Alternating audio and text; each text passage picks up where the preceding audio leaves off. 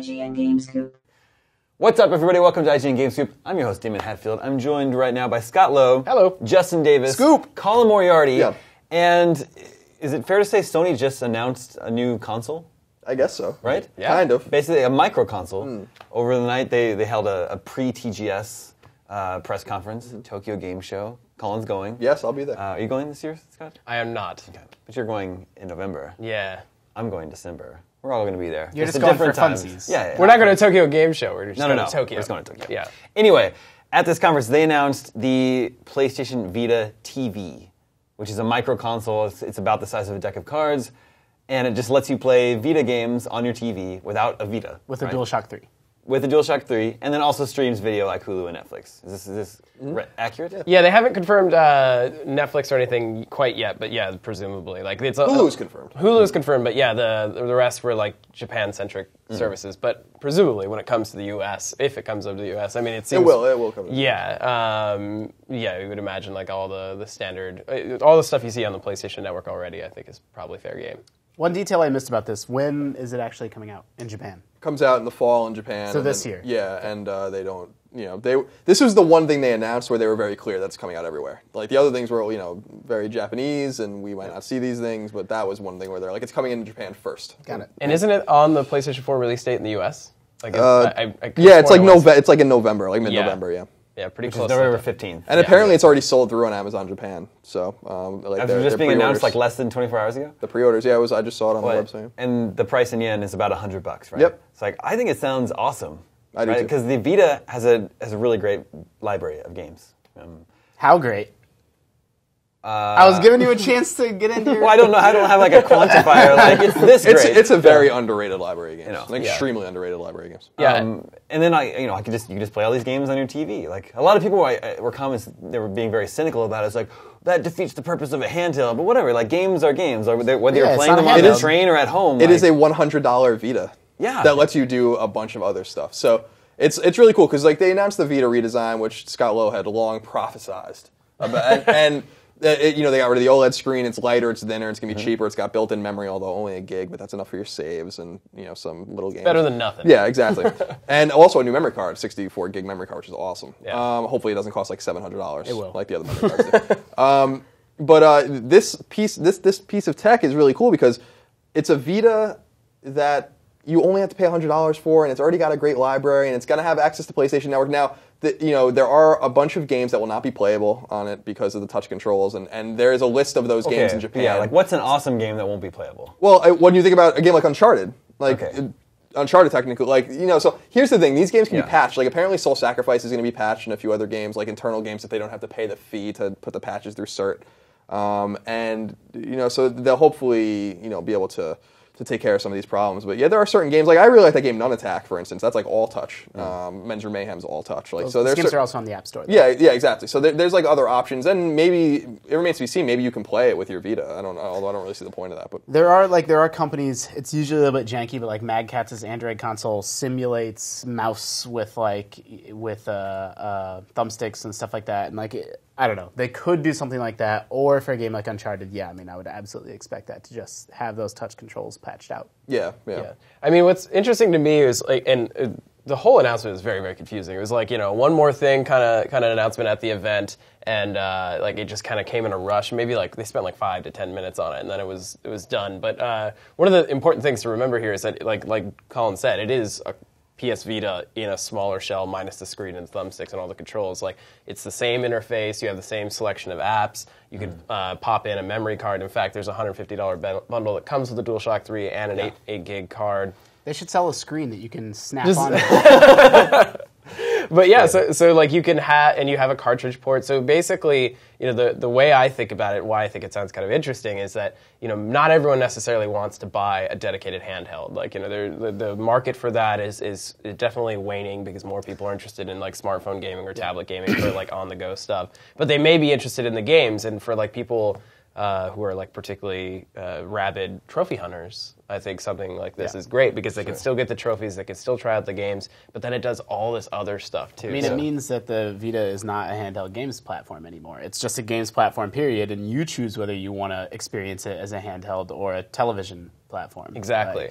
So yeah, go ahead. Yeah, I just think it's really cool. Like, my life has changed recently. I used to have a really long train ride, now I don't. And so, like, there's a handheld game console doesn't fit anywhere into my life. Like, I am at work all day, and then I go straight home, and I'm on a bus where I'm standing and all that. Like, I'm not, like, sitting on a train. And then I'm home in my living room. I don't mind, like, I like playing my 3DS at home. I like playing iPad at home. But, like, this is a totally... how much does this thing cost? $100. $100. And so...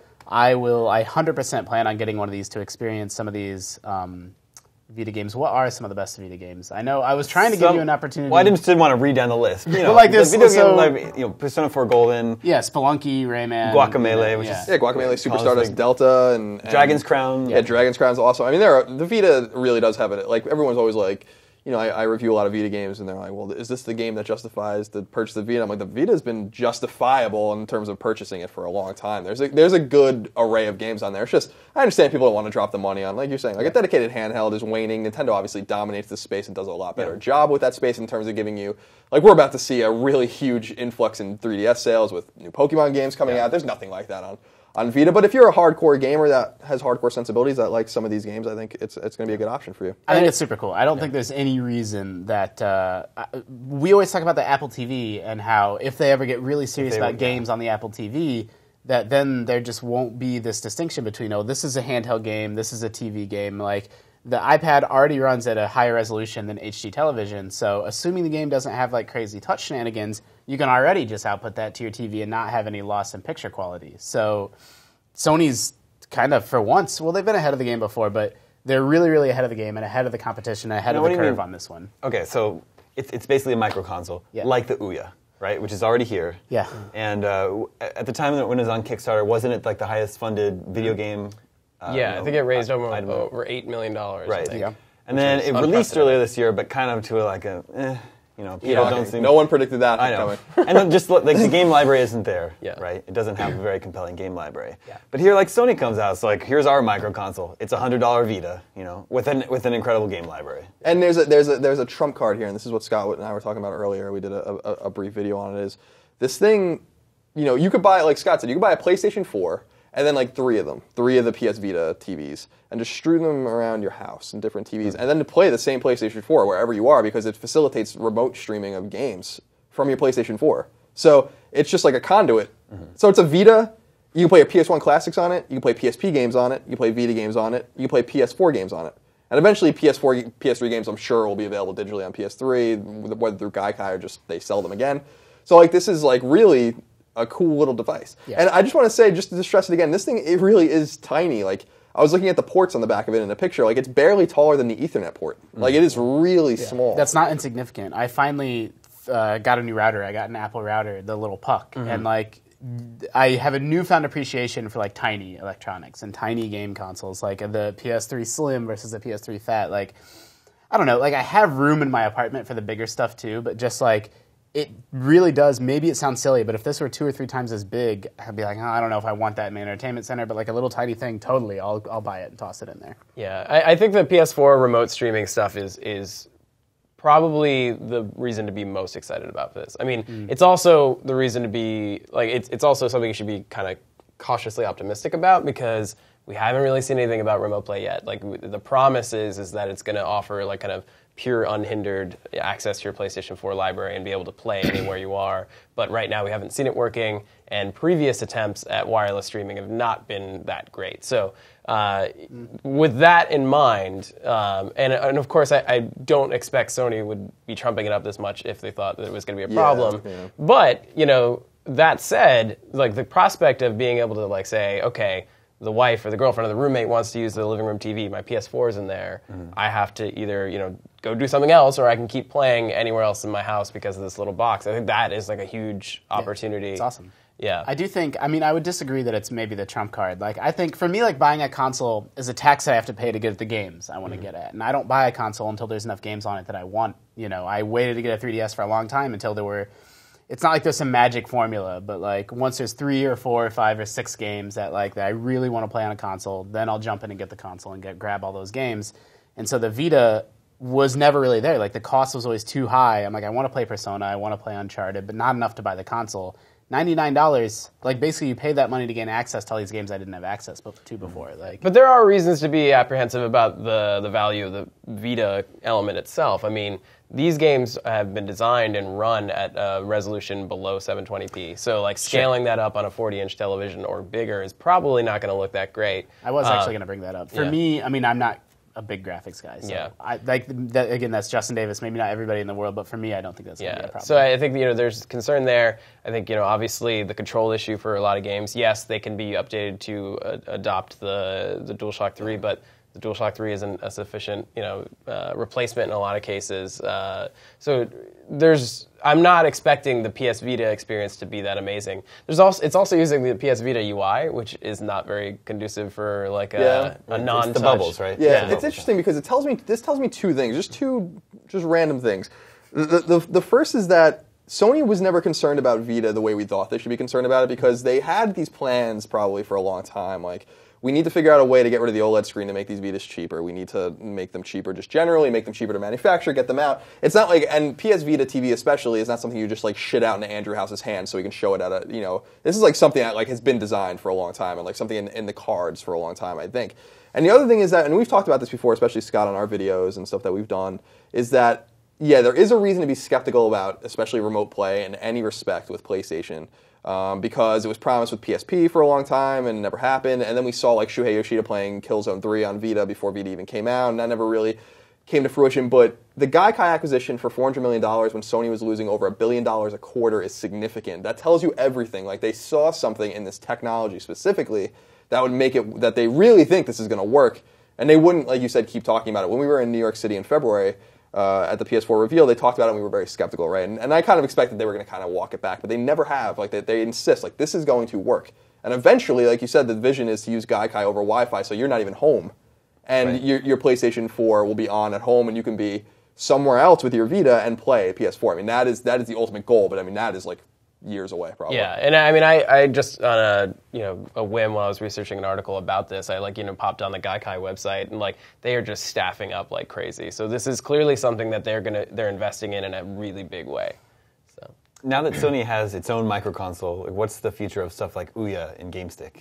Yeah, I mean, I do think we'll see what streaming partners they come out with, but forget games entirely. You'll have a $99 box that'll presumably be able to stream, hopefully Netflix, hopefully Amazon, hopefully Hulu.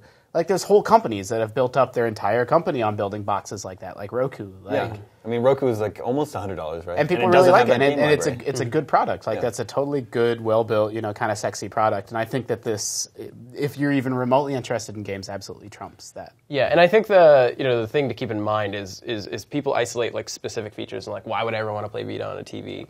You have to think about the sum of its parts, right? Like, like all of it together makes each element all that more interesting. Like, the Vita stuff wouldn't be as much of a value if you didn't have the potential for PS4 streaming or media. Like, just buying a dedicated box just for that would just seem a little bit unusual or not worth it to some people. But all together, I feel like it's a really compelling box. And then as far as like for stuff like GameStick and Ouya, I think you have to keep in mind that the Android advancements are growing rapidly, and that these platforms are becoming more and more extensive in terms of their own independent libraries. So you look at stuff like Dead Trigger 2, it looks incredible. Like, the independent, standalone games on Android are much more interesting than they ever have been before. Yeah, I mean, we're definitely seeing, mobile, iOS and Android sort of stretch upward. We see stuff like, Real Racing and really AAA games from EA and other companies. The new Call of Duty game that came out looks really gorgeous. The game's so-so, but, the production values on it are very, very high. And then now we're finally seeing, it took them several years, but we're seeing the console manufacturers figure out how to stretch themselves downward and really be like, 99-cent apps, $2, $3 games. Like, they did that on Vita with stuff like Nunatak, but not that really many people owned Vitas. And so now they have a device that's far cheaper than anything Apple is releasing. So it's like, if you have a kid that, really loves Angry Birds or, whatever he loves, you can either get him an iPad mini for, or a Touch for $200, or this is half that price. Like, I'm glad to see that it's not just the mobile players trying to scale up in terms of the AAA games that they're offering, but the console manufacturers sort of bring their business down and try to have more breadth than they've had in the past. And the game doesn't change for Ouya or GameStick. They all had like their own challenges in the form of Apple and Google. Like both of them are rumored to be expanding into the living room with their own set-top box devices for gaming. And then you look at companies like Amazon who have like started their own game developers so that they can make Android games and boost their own platforms. I think Android, as a whole, as a concept, as like an open source games platform, is something to watch carefully. And I think Sony would be very smart to keep an eye on. Yeah, I will say, I mean, in terms of Ouya, specifically how the PS Vita TV might affect Ouya, it's, like the proposition of Ouya in terms of a company that thought it could make hardware with $20 million of combined venture capital and Kickstarter money was absurd from the get-go, and it was never going to work. So, like, they got the boxes out, and the game, and it's failing. Like that, and you can't make them, and you can't have R&D and manufacture and sustain a device like that for $20 million. You can't do it. It's not going to happen. So, like, Ouya is going to die. It doesn't matter if PS Vita TV is great and does anything or doesn't. Like that market is set. Like, it's not going to happen. So, like, and so I agree. Like the biggest things with Apple and Google coming out and Amazon kind of getting that's a harbinger of things to come for Ouya. But obviously, like, Ouya could be by itself and it still doesn't have the pertinent money and the sales necessary. Like a story you wrote not too long ago about how like game sales, where the highest grossing game is making like $20,000. Like you can't. That's not an ecosystem that's going to work. So I think PS Vita TV and Ouya are two different things in the sense that like Sony has the capital. Yeah. To back this device up, and Ouya doesn't. I do think I like my Ouya. I feel like I'm the only person that does. I keep meaning to find the time to write about the things I enjoy about it. It's a tiny. I like the way the console looks. Again, I don't mind having it in my entertainment center. I like having access to Android on my TV. So I'm not really anti-Ouya at all. But in terms of the value of like, if you have these $200 boxes side by side each other, and you're a gamer, like which one should you get? Like I feel like, if the PS Vita TV works the way that it's supposed to work, and again, that is like a big if. Like we'll wait and see if it comes out and actually delivers. But if it does what Sony says it does, I feel like it's a much better $99 box to buy. Well, and then the other thing to consider, as Colin mentioned in the beginning, was the new cheaper PS Vita. Like I think that is going to propel the platform more than say the PS Vita TV as far as like getting developers on board and consumers on board. It's actually kind of like a two-prong attack, really. Like lowering the cost of the Vita, getting it in more hands, getting developers more interested because the install base is growing. I think that will make something like the PS Vita TV all the more alluring, in addition to just the existing library. Are they replacing? Does that new Vita model replace the old one? Or are they still going to have OLED screen versions? They haven't said, but I would be very surprised if the current model stuck around. I mean, unless they're planning on making it like the premium version. Like people like the OLED screen was supposed to be a big selling point of it, right? Yeah. Like, I never was that impressed with it. I mean, it's gorgeous. It's like state of the art tech, but it as far as like the gaming experience, for me, like the OLED is totally invalidated by the subpar resolution of the display. Like, like yes, it's gorgeous. Yes, it's clean, but my iPhone's high resolution looks way better. Yeah. I think that's the bigger selling point. I think that's where they have the biggest point to improve upon. But yeah, the LCD. I mean, and we also haven't seen how the new LCD is. Like some LCDs are really great. Sometimes they're not. Yeah. That's what I was going to say. Is hopefully Sony is savvy enough to understand that even though they're swapping in, a lower, I don't want to say lower quality, but the display tech isn't as advanced. Hopefully they're still sourcing, LCD screens that are, really pretty solid, attractive. And I mean, again, all of this is like we don't know anything about North America as for any of these products. Yeah. Like we have no sense of whether PS Vita is coming, this year or next, or if the price will be the same or less. These things are all kind of up in the air. But I think that's what TGS is going to be all about. in other news, did you guys know today is the 14th anniversary of the Dreamcast? I did. Oh, yeah. $99.99. Right? It's big. I remember that day. I remember that day well. I remember the VMAs, the video boards on MTV. They like it was like $9.99 commercials everywhere. And God, I love the Dreamcast so much. The Dreamcast was a great console, ahead of its time. Yeah. PS2. The very fact that PS2 existed killed the Dreamcast. Like it was on the horizon and no one even had hands on or knew anything about it. But the fact that it was just there and Sony announced it killed the Dreamcast. There's nothing really like that in the history of our industry where people were so hell-bent on waiting for this thing that they were just like, whatever, I don't want the Dreamcast. There's a little bit more to it than just the PS2. There's the fact Piracy. that the Sega Saturn was a disaster, and so if people are going out to buy a console, they're like, I don't know about this Dreamcast. There was no EA Sports on Dreamcast. Like, It's not just the looming threat of the PS2. I think the PS2 is half the battle with the Dreamcast, and I think most of the other half of the battle is the rampant piracy issue that caused software sales to dwindle. Because it was just you could just use a burned CD. It wasn't. You didn't even have to like PlayStation. You had to play with it to like get it to play burned games, right? You had to like get the spring to put in to like press the button down. You had to get a black disc to spin and start the SCA logo, then pull it out, then put the disc back in. There was like a bunch of stuff you had to do to massage a PlayStation. With Dreamcast, and what were they called? Bleemcast or something like that. Remember that? Bleem, yeah, like that. The whole like it was just they messed up. That Phantasy Star Online though. Yeah, the first console game I ever played online regularly was NBA 2K, Yeah. which was awesome. And you had to buy the Dreamcast keyboard. You had a friggin' phone cord stuck in your Dreamcast. It was the Dreamcast was a special console. You know what I think killed the Dreamcast? What? Seaman. Yeah, man, Seaman was something else. We can do Seaman and Blue Stinger. Stinger. We could do a whole other show on Dreamcast. We should. Maybe we should. But stay tuned for more from IGN Gamescoop.